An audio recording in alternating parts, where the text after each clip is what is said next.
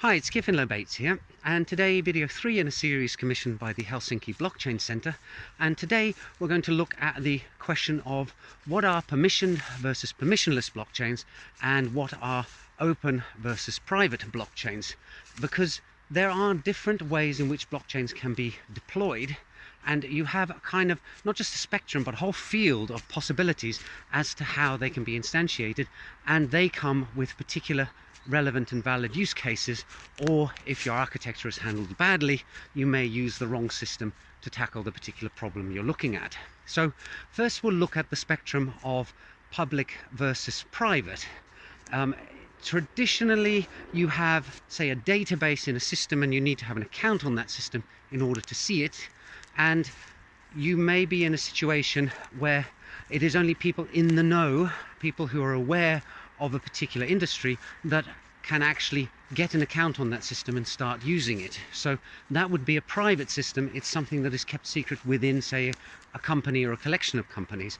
On the other hand, you have open systems where anybody can stumble across them on the web and sign up. So I'm thinking here, for example, about social media platforms such as Facebook or Twitter or LinkedIn, or bulletin boards or stuff like that. So that gives you private versus public.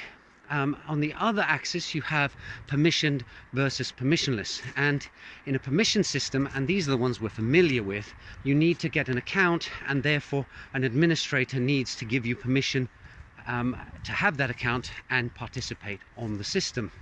The opposite of a permissioned system, you have permissionless systems, and examples in the blockchain world of those are, for example, Bitcoin. Anybody can go and create a Bitcoin wallet address and nobody can stop you. So it's truly an open and public system when you look at something like Bitcoin, because anybody can set up as many accounts as they like and nobody else can stop them, and anybody with the right computer hardware and software can participate in all the processes of the blockchain.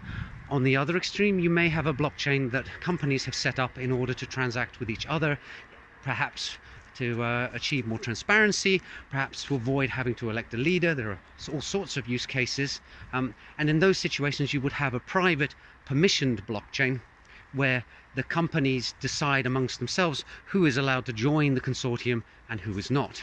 So I hope that summary kind of gives you a clear idea of the distinctions between different kind of blockchain systems that there are and where they may or may not be relevant, and I look forward to seeing you in the next video soon. Bye for now.